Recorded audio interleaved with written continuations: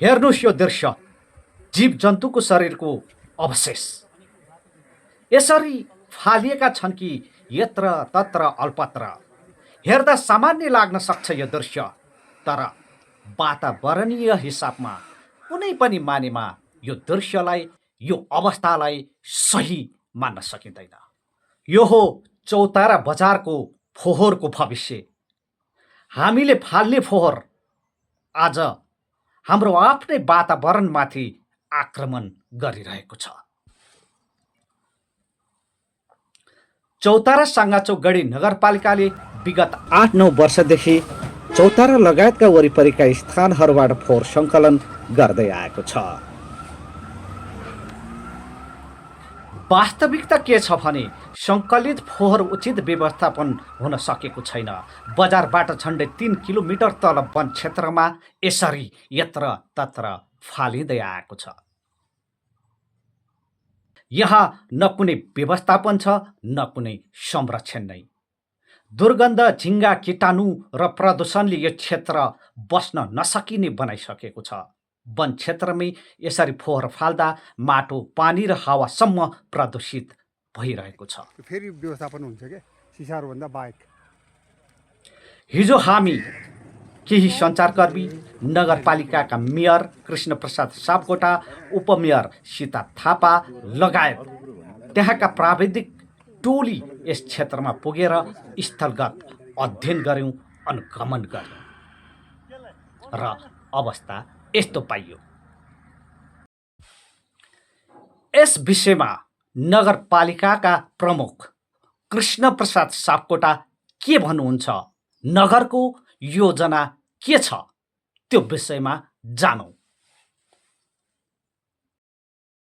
पहिलो कुरा चाहिँ तत्काल यो जहिले अलि चाहिँ फोहोर भइरहेको छ, यसलाई मेसिन प्रयोग गरेर अझ फेरि अर्को खाल्टो बनाएर डम्पिङ गर्नुपर्ने आवश्यकता महसुस हो आजभोलिकै कुरा गर्दा।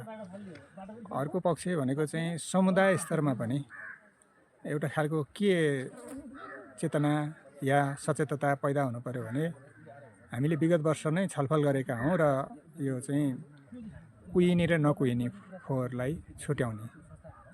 कुहिने फोहोर भयो भने त्यसलाई चाहिँ मलमा पनि प्रयोग गर्न सकिन्छ र नकुहिने प्लास्टिक जन्य लगायतका चाहिँ अरू फोहोरहरूलाई चाहिँ एकीकृत गरेर त्यसलाई चाहिँ बेच्न सकिन्छ, प्रशोधन गर्न सकिन्छ।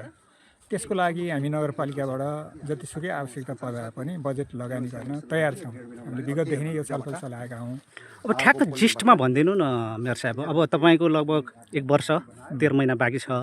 यो बिचमा यो व्यवस्थापनको लागि तपाईँले ठ्याक्कै के गर्नुहुन्छ? त्यो जनताले पनि धेरै चासो राखेको छ। अहिले भर्खरै गर्ने कुरा चाहिँ विभिन्न कलरका चाहिँ ड्रमहरू प्रत्येक घरहरूमा दिने। हजुर। कुहिने र नकुहिने छुट्याउने। अब नजिकै चाहिँ यसलाई टेन्डर गर्ने बेला आएको छ। त्यो समुदाय स्तरमा पनि यो सन्देश लैजाने, ठेकेदारलाई पनि यही ढङ्गले चाहिँ सम्झौता गराउने जसलाई ठेक्का पर्छ। दोस्रो कुरा चाहिँ अब यहाँ भएको फोहोर मैलालाई कसरी व्यवस्थापन गराउनु? मैले अघि नै भने यो अहिले भर्खरै गर्ने कुरालाई चाहिँ मेसिन ल्याएर खाल्टो बनाएर त्यसलाई पुर्ने एउटा। दोस्रो कुरा यहाँ भएको प्लास्टिक जन्य चिजहरू सबै छुट्याउने र त्यसलाई चाहिँ बेच्ने या त्यस्तो काम गर्ने मान्छेहरूलाई चाहिँ बोलाउने। नगरपालिकालाई पैसा तिर्छु केही न केही भन्ने मान्छेहरू पनि आएका छन्। त्यसो भएपछि यसलाई त मोहरमा बदल्न सकिन्छ। अझ हाम्रो चाहना त के हुन्छ भने स्थानीयले नै यसलाई छुट्याउने, प्रशोधन गर्ने र हैन नाफा कमाउने अथवा रोजगारी सृष्टि गर्ने काम चाहिँ स्थानीयले गर्नुभयो भने हामी धेरै खुसी मान्छौँ, गर्व गर्छौँ। यदि त्यसो भएन भने बाहिरी मान्छेहरू पनि जसले चाहिँ यसलाई छुट्याएर नगरपालिकाको स्रोत पनि र त्यसका साथसाथै यो समस्या नै हल गर्ने गरी जो मान्छेहरू आउँछन् उनीहरूलाई नि प्रतिस्पर्धाको आधारमा, कोही आफ्नो मान्छे भनेर दिने कुरा पनि हुँदैन, प्रतिस्पर्धाको आधारमा चाहिँ त्यो काम गर्नका लागि हामीले दिने योजना बनाएका छौँ।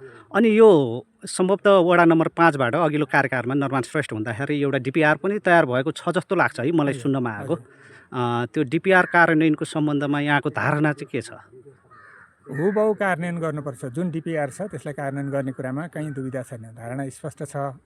त्यसका साथसाथै यो वन समितिसित पनि सम्झौता पनि त्यति बेला गरेको र जुन डिपिआर पनि निर्माण भएको छ र अहिले वनसित पनि समन्वय गरेर यसलाई आवश्यकता अनुसार चाहिँ थप यसलाई व्यवस्थित गर्नका लागि के गर्ने भनेर हामीले छलफल गर्ने र उहाँहरूसित पनि आवश्यकता अनुसार स्वीकृति लिनु पर्यो भने पनि वनसित पनि लिने र जुनसुकै मानेमा पनि यसलाई चाहिँ हल गर्ने हामीले सोचेका छौँ। त्यही भएर नै हामी अहिले निरीक्षणका लागि हाम्रो टिमै आएको छ। यहाँ हाकिम साहब पनि आउनुभएको छ, कार्यकारी प्रमुख उपमेयरज्यूलाई पनि होइन, तपाईँको पत्रकार साथीहरू पनि आउनुभएको छ र यो चाहिँ यो क्षेत्र हेर्ने फोकल पर्सनका चाहिँ कर्मचारी साथीहरू नै आउनुभएको छ। त्यसैले हामीले यसलाई चाहिँ समाधान गर्ने उद्देश्यले नै ठ्याक्कै के गर्ने भनेर फिल्डमा आएका हौँ।